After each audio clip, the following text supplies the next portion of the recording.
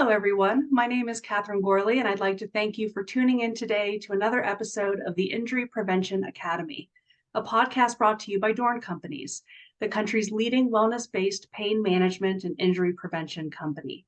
Dorn is committed to reducing costs of healthcare and workers' compensation, as well as reducing lost productivity, which has resulted in over $100 million in savings over the last 20 years for our clients. Joining us today is Jeff Sease. Jeff is a founding member of Predictive Safety and the current CRO. He currently heads up revenues and has also overseen technology development, product deployment, and implementation, along with the formulation of policies and strategic plans to realize corporate goals and objectives. Welcome, Jeff.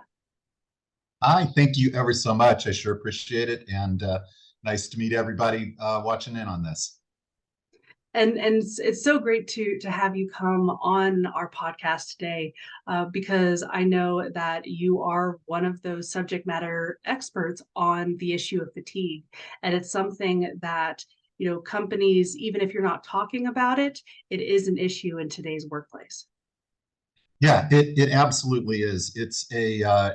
And what's interesting about fatigue is it's been an underlying cause for workplace accidents for decades. It really exists out here, but companies have really had struggle getting their head around fatigue management, and also really understanding the impact that fatigue and related impairments, and impairments are more than just drugs and alcohol. I just simply had something going on at home last night.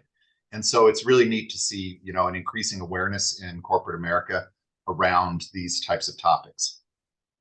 Absolutely. And I think one of the large kind of examples of what can really cause a more kind of global capacity or global awareness of fatigue. Just to give an example, March 24th, 1989, the oil tanker Exxon Valdez that was filled to capacity with more than, I think it was 1.4 million barrels of crude oil, struck a reef as it entered Alaska's Prince William Sound, and it tore a gaping hole in the hull and released 11 million gallons of oil into the environment. And today, more than 30 years later, the Exxon Valdez incident continues to rank as one of the costliest accidents on record.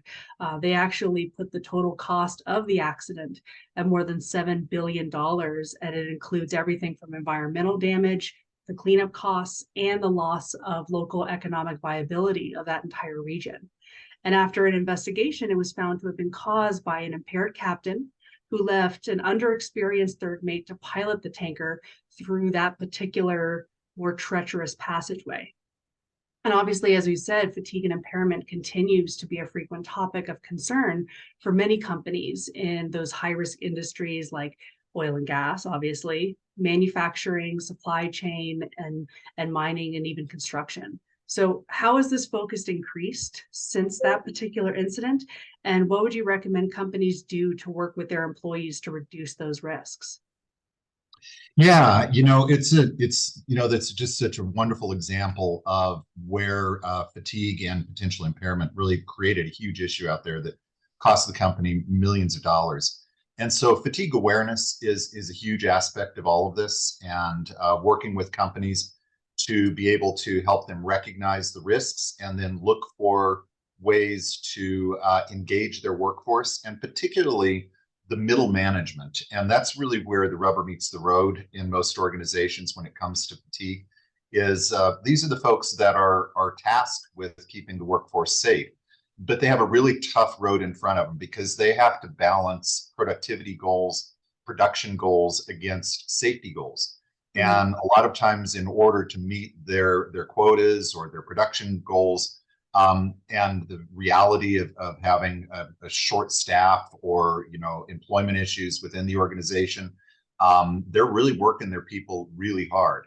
And so one of the things that we bring to the table is the reality that, look, we understand that you have production goals, and so managing fatigue is not necessarily about cutting workers' hours. Because sometimes you can't cut workers' hours. It's about being aware of the situation and, if possible, using data to help manage the fatigue risk. And that's some of the areas where we come in, and we'll talk about here as we go through this podcast of how these tools can get engaged with the organization and how managers can use these tools to help understand the fatigue risk all the way down to the worker level so that they can know at the beginning of each day, hey, I need to spend a little bit more time working with these folks.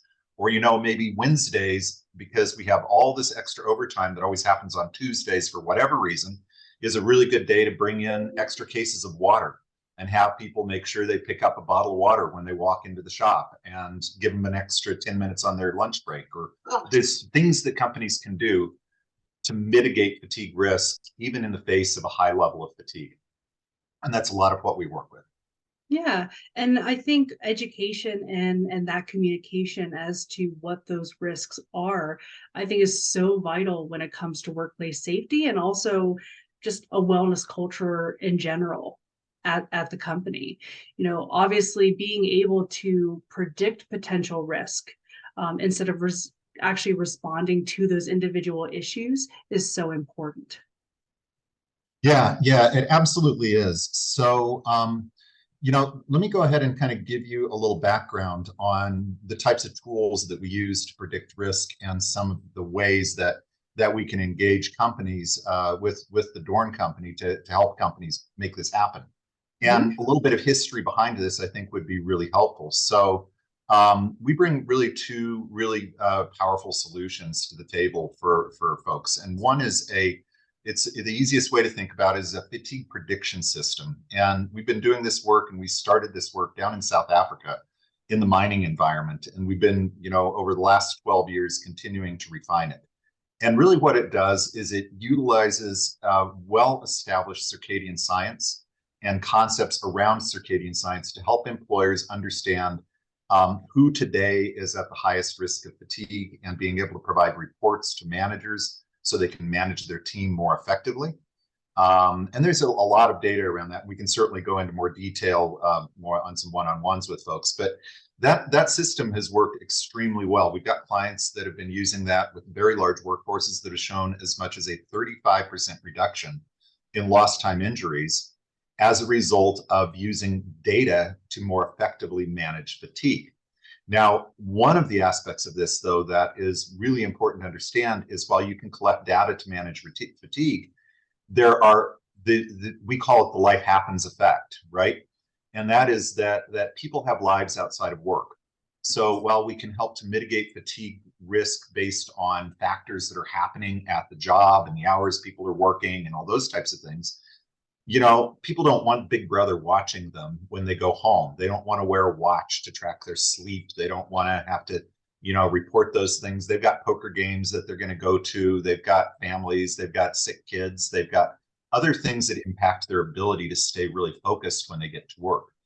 And so going back to the Exxon Valdez incident that you had discussed earlier, Mhm.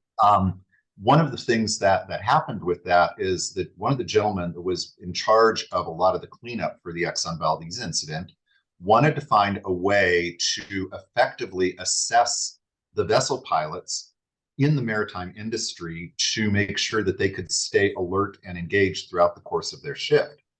And so what he did, which was really groundbreaking, and it's still incredibly groundbreaking today, is he thought, man, okay, what if there was a way to assess these people daily that was non-invasive? That doesn't mean you got to put a watch on people, doesn't mean that Big Brother's watching, but it's more like a game that people could play at the beginning of each day to be able to know, hey, this person might be struggling. And again, to not necessarily prevent them from doing their job, but to give them mitigating risk opportunities. Again, helping people manage fatigue risk. There's a great saying they have in South Africa, and this might resonate with some folks, but you could be highly fatigued, but if you put a snake in the seat next to you, you're probably going to be alert, right? And that's really Probably. true. Yeah, probably, right? So, there are people that are really trained to be able to maintain alertness in the light of fatigue. So if you think of surgeons, they really go through intensive training. You always hear the horror stories of the guy that was up for 48 hours and then had to do a knee surgery or something, right? You think of astronauts and soldiers. These guys are really trained to have high vigilance in the face of fatigue. But the majority of people don't, and that's the situation with these vessel pilots, right? It's an incredibly tough operation because it's really boring to sit on the top of one of these tankers. So the inventor of this thing, he went to NASA and he went to the US military and he asked them, what do you guys do to be able to check for vigilance and be able to check for attentiveness and fatigue risk in individuals at a point in time before you go out on a spacewalk or before you go out on a mission? And they shared with him this concept called a psychomotor vigilance test. And there's a lot of research and data on psychomotor vigilance tests out on the web. And they've been around a long time. It was actually pioneered originally by NASA for the Skylab missions way back when. And it's a way to assess somebody's ability to stay focused. And they're used in clinical trials, and they're used in early Alzheimer's and dementia detection and those types of things. But the problem with those assessments primarily was twofold. One is there was potentially some discriminatory problems. You know, an astronaut's going to perform very differently on an assessment than somebody in the workplace necessarily, right? The other issue was they took anywhere from 7 to 20 minutes to execute. So the gentleman who invented this, his name was Henry Bowles. He went to NIOSH, the National Institute of Occupational Safety and Health, and they gave him literally millions of dollars of federal funding, and it's a division of the CDC, to create this little 60-second assessment that is effective at identifying fatigue and potential impairment within a workforce at the beginning of every day. So when you start to couple this opportunity to do kind of a door check that is, again, non-invasive, it's not a drug test, but it can identify impairment from all sorts of things, along with the ability to manage fatigue with data, you can get a really comprehensive solution to solve an extensive risk with organizations.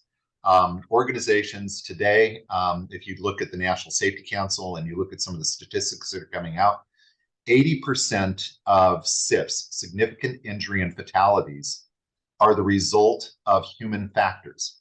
And when you start to look at human factors, fatigue risk is chief among those. It's people are tired, they're distracted, they're impaired, and they're not impaired by drugs and alcohol. They're impaired because they have a sick kid that was in the hospital last night and they didn't come to work until 3 o'clock in the morning. They didn't get home until 3 o'clock in the morning. And those are really the things that drive this.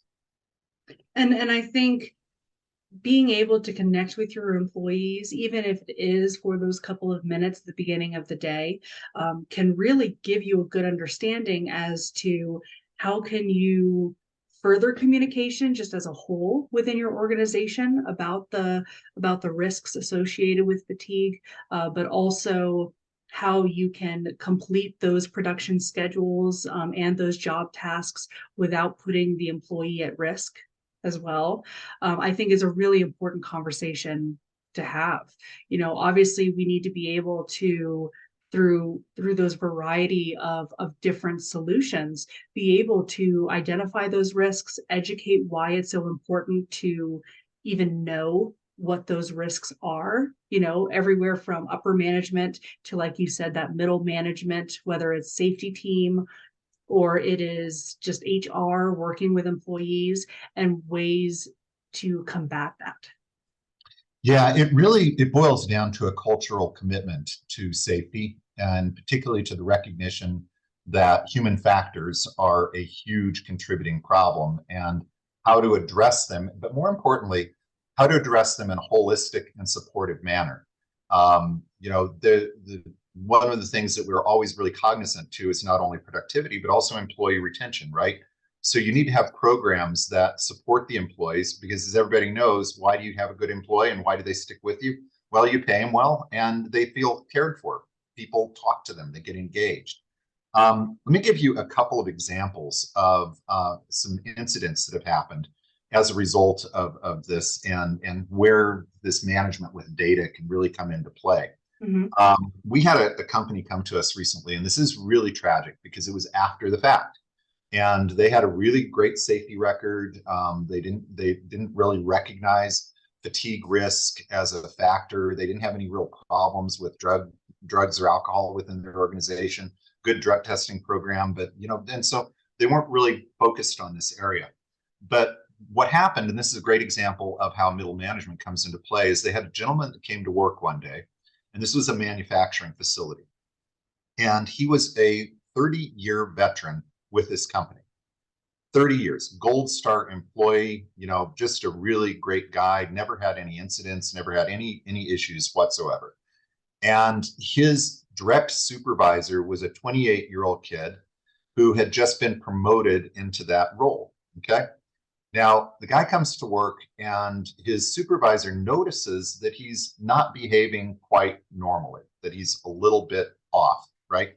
And and the supervisor is just like, geez, I'm not going to talk to this guy.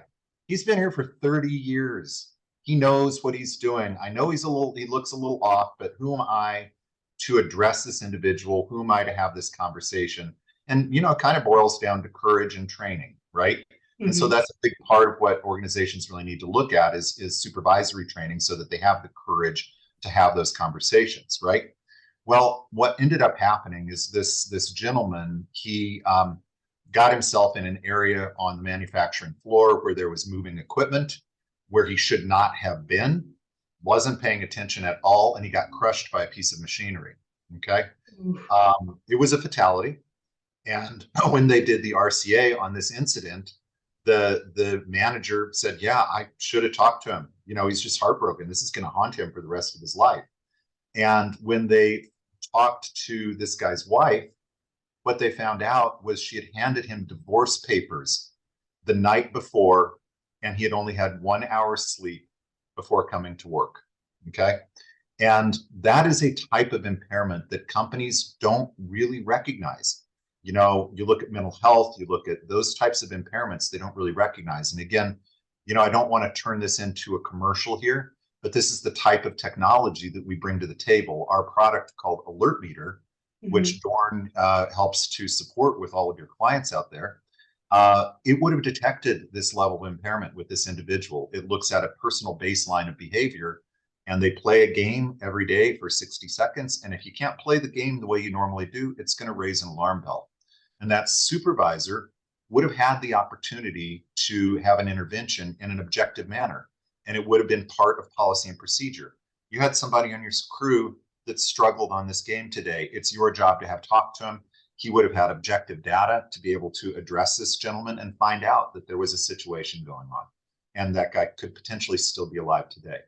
So, while it all boils down ultimately at a corporate decision level to KPIs and key metrics, there are certain types of incidents like this that you can't predict. And these are the incidents that are going to cost an organization hundreds of millions of dollars at the end of the day. And it's really sad for us when companies come to us after this type of an incident has happened. I'm going to give you another example of where we did have a really excellent intervention before an accident happened.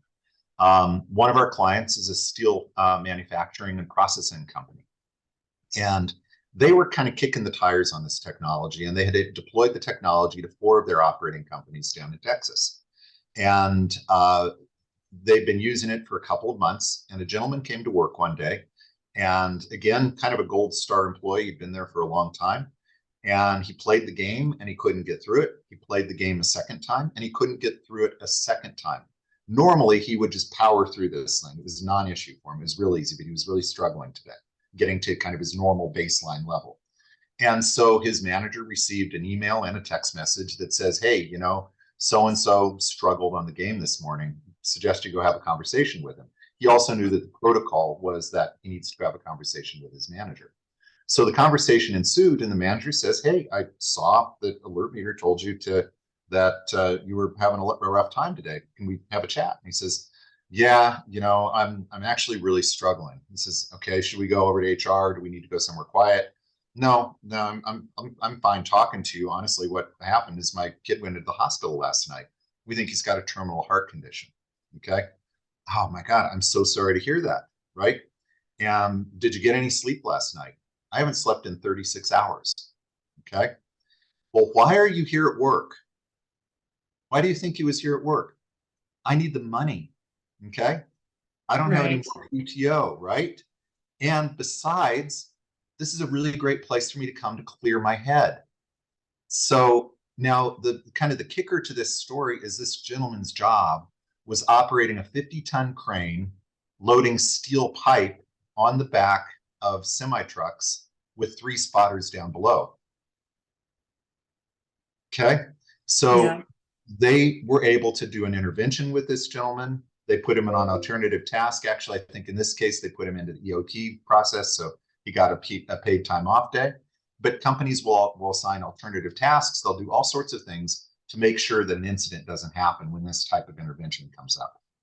Yeah, and we see that with, Dorn works with several companies across the US in that manufacturing sphere of, if we see someone struggling, this might be a good time for job rotation, even if it is just one day or for, a few weeks. Let's get them into a different area where maybe they won't have those same, in our case, more the body mechanics issues, but it could also be related to fatigue of, let's make sure that we're changing things up. Let's make sure that we're supporting employees, because a lot of times, it can be work related fatigue, but it can also be non-work related fatigue, you know, uh, beyond having those job tasks. 90% of employers say that they're concerned about those variety of outside influences, whether it is the alcohol or the opioids, mental health, or even chronic stress. And so more than half of these employees said that that impairment is actually decreasing the safety of their workplace. And that's something that we hear time and time again. Um, and I know that technology can be a really big part in alleviating some of those stresses, but also educating employees. So, how has technology as a whole really helped companies with this goal? Yeah, absolutely. So, one of the ways we look at this is companies do condition assessment for their equipment and for their vehicles and all of these types of things, right? And so, really, what this technology can do is it's kind of a condition assessment for your workforce. And it's a recognition of the fact that, as I said earlier, life happens. People have things happening in their lives. There's some really fascinating statistics that we get from our clients where we start to do data analysis on when people are struggling with this game. And some really fun things that we've seen, and serious as well as fun, is that when people struggle with the game, we call it an outside normal range incident, right? Where they've struggled with the game 2 times in a row, and we call that an outside normal range incident, which creates an intervention. And normally, our clients will see on most work days about 1.5% of all the games played will create an intervention. So it's not a lot, right? It's only 1.5%. If you're managing 20 people, you might get pinged with this thing maybe once a month, maybe twice a month if it's really rough. So it's not like it's taken a lot of time out of managers' days. But what's fascinating is where we see these statistics start to rise. So when we look at some of our organizations, we did a study with a global construction company recently. And part of that study, coincidentally, was they did a survey, and they found that through the use of this technology in the survey response, 20% of the respondents were stating that they were drinking less alcohol and were getting better sleep every night, because it's giving feedback. This technology is giving feedback to the workforce. And it's telling them, man, I shouldn't have had that extra shot of whiskey last night. My little green dot after I did my assessment is dropping down today. It didn't drop me into the red. It didn't cause me to have a conversation. There's no intervention. I didn't get in any trouble, but I got this feedback that says, wow, this thing is picking up on the fact that my head's not quite as good as it usually is. And then when we start to look at the data from these organizations across, the workforce, some good examples from this global construction company was we were looking at data over a 3-month period, and we saw normally 1.5% of all of their tests were these interventions, right? But Tuesdays, and to a T, on average Tuesdays, 8% of all tests were happening with interventions. And man, why is this happening on Tuesdays? Okay.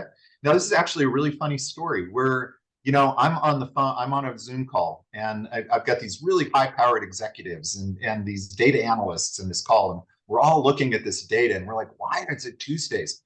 And my girlfriend is in the other room, and she yells out, "It's Monday Night Football, stupid!" And so we all crack up, and we're like, well, yeah, maybe it is, right?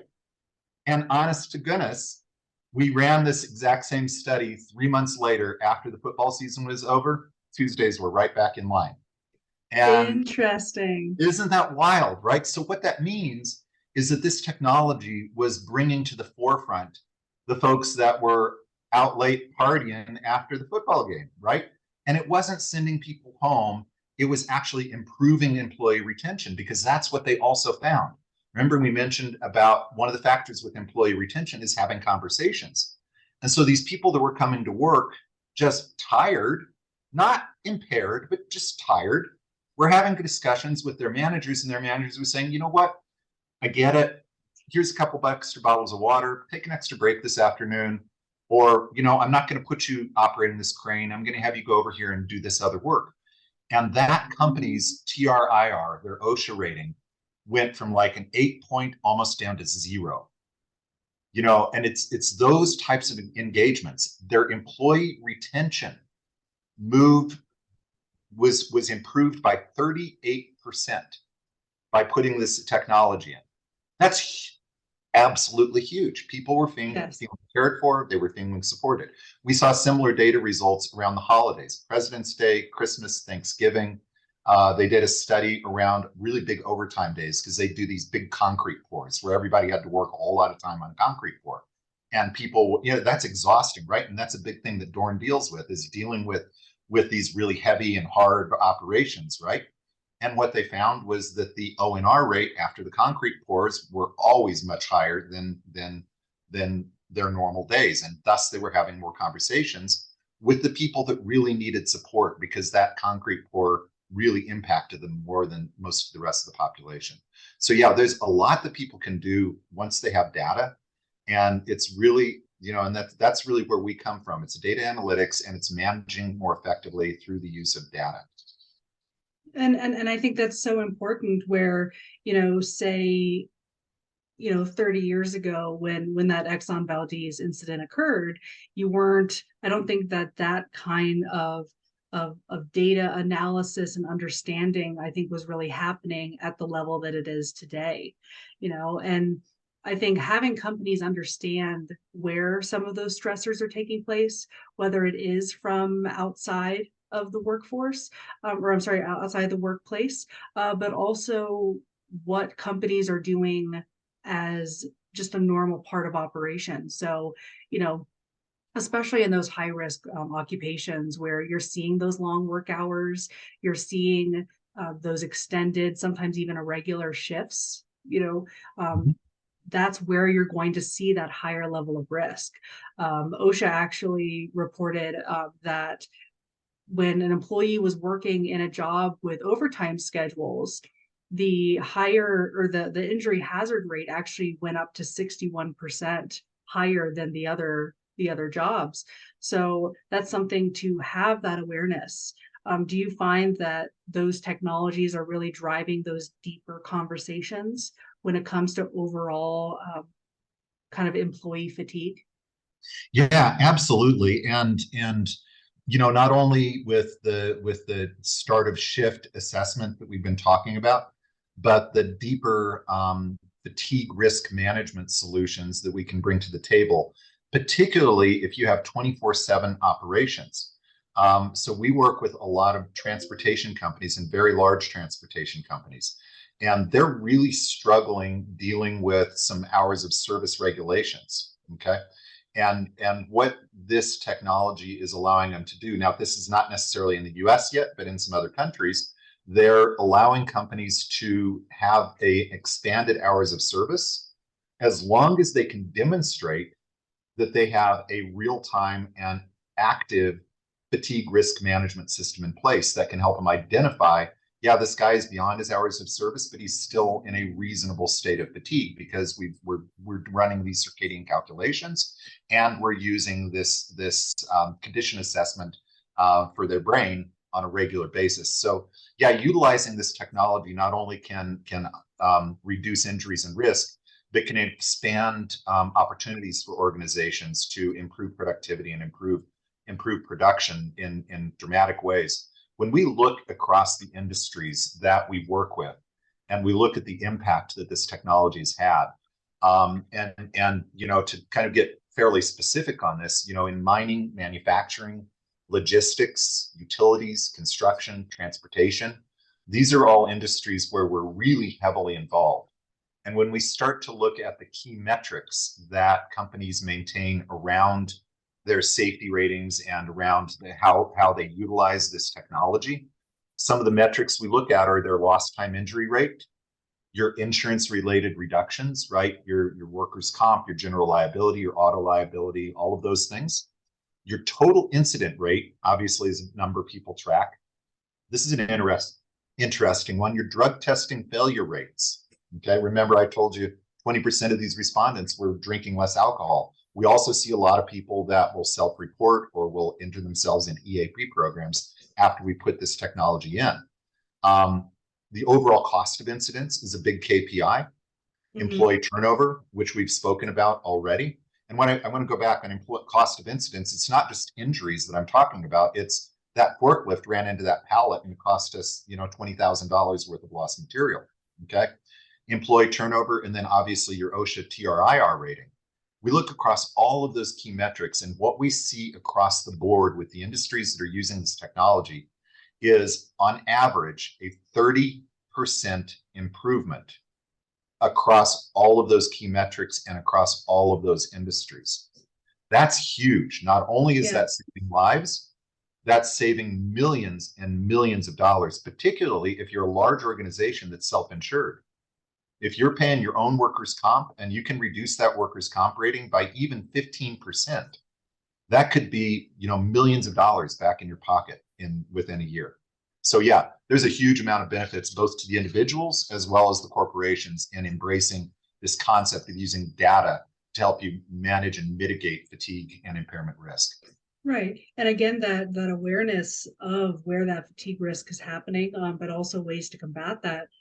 I recently spoke with Dr. Ian Dudigan. He is a fatigue management professional in Australia, and he works a lot with athletes and then takes those kind of results and brings them to those high risk occupations.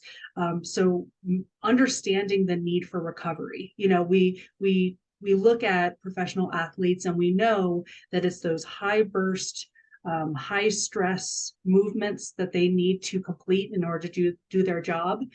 And now, and we allow them to have that recovery. The game is done. You can relax. You can combat that fatigue from those kind of high bursts of energy. But then when you take it into today's workforce, especially in those high risk occupations like mining or even just regular manufacturing, you're still getting that high burst of movements and those even repetitive movements, but sometimes you're not getting that recovery. And that's something that I think some of those technologies really start to make people understand just as a whole what is causing some of that fatigue, but also driving those conversations. Yeah, absolutely. And recovery is a huge deal, especially when it comes to overall mental, physical fatigue. There's the only fix for fatigue is rest. There is no other fix for fatigue. That is the only thing you can do to fix it. And the only, and when you talk about mental fatigue, the only good solution for that is actually sleep, and having a good day off and having a fair amount of sleep is what re-energizes the batteries of our bodies, right? Mm-hmm. And so recognizing that, and when you look at a lot of today's workplace, and it doesn't matter what industry you're in, you see the same potential issues. You see a lot of overtime. You've got folks that are picking up a lot of overtime hours, either because they're short-staffed somewhere else or whatever else is going on. You see pension loading. Pension loading is a really high-risk endeavor for organizations because what you've got now is you've got your workers that are at the oldest end of the population working the most hours because they're trying to load up their paychecks, right? You've got call outs. And so all of these types of activities, even if the work schedule is a fatigue friendly schedule, as soon as you start laying on overtime and call outs and pension loading and all of these extra things, you're reducing the opportunity for recovery. So if Mhm. somebody normally is supposed to get 2 days off between their shifts and they work 10-hour days, but they pick up an extra day and they only get a day off, they're going to come back to work on Monday without their batteries fully charged, which means that by Friday, they're going to be extremely fatigued because they never got that recovery the previous weekend. It's cumulative. Fatigue is a cumulative effect, and you have to Yes. give the opportunity for recovery to make it work. Yes, absolutely. And I think that kind of conversation has really come, at least from what Dorn has seen these last few years, you know, the stresses of kind of that global pandemic really driving home the need for recovery, for that fatigue management, because it it so often is work related, but then it can so often be not. And so understanding where fatigue even just plays a role in your daily life is extremely important. Yeah, it absolutely is. And I think, as we kind of get to the close of this, the thing that is really, really the most important that I see out there is, again, companies recognizing that fatigue is a real thing and that it can impact the organization, and also being able to recognize that the largest factors of fatigue are happening away from the job, and being sensitive to that and starting to be sensitive to that is going to really improve that employee retention, and it's going to really improve the ability for your workers to be healthy at work and to be healthy at home. And back to the horror story that I told early on, get home alive with all your fingers and toes. It's a huge thing, Yes. right? Yes, absolutely. That is definitely the goal at the end of the day. You know, for everyone, of making sure that you're keeping your employees safe, making sure that, because someone's work is such a large part of their daily life, having that support in work, I think, is so important. And even just going back to what you were saying of, you know, fatigue will cost your company money, right? You Oh know, yeah. according to the National Safety Council, fatigued workers cost, on average, companies about $1,200 to $3,100 for every employee, uh, of those risks of fatigue, and that's just in productivity losses alone. And so, through some of these technology solutions, through, say, like Dorn's early intervention solutions, with trainings and with observations, and with that deep tissue pain alleviation, it's so important to establish that wellness culture. So what do you believe are the top three benefits of having a wellness culture that includes and maybe even really addresses that fatigue identification and management? Yeah. So, again, the thing that we really look at from a company perspective and a human perspective is fatigue risk, and fatigue is health, right? It's being healthy and it's being productive. And so at the workforce level, having healthy workers, having productive workers, and workers that are happy, obviously this is no news to anybody, right? But recognizing that fatigue risk is the huge impacting factor around that, and taking mitigating steps to effectively manage that fatigue risk is absolutely paramount. When you look at the corporation, it cuts across the entire corporation, and we really talk about fatigue and impairment risk is financial risk, right? And it's more than just financial. It's employee turnover, it's insurance rates, it's workers' comp, it's lawsuits, it's productivity, customer relationships, reputation, you Mm-hmm. know, serious accident, it's quality control, and it's product damages. All of these are huge things that can cost the company money. So, I would really urge people that are listening to this podcast to really think about where fatigue is impacting their organization, and understand, and a lot of people are already fairly problem aware, right? They know that fatigue is an issue, but they're not necessarily solution aware. And I think that's where Dorn really brings a lot of value to the table, is being able to help organizations discover that there are solutions out there to help you mitigate fatigue risk, whether that's in the form of, musculoskeletal work, or whether it's in the form of mental and mental fatigue or alertness risk or impairment Mhm. risk. All of those things fall into that bucket. Wonderful. Thank you so much for joining us today, Jeff.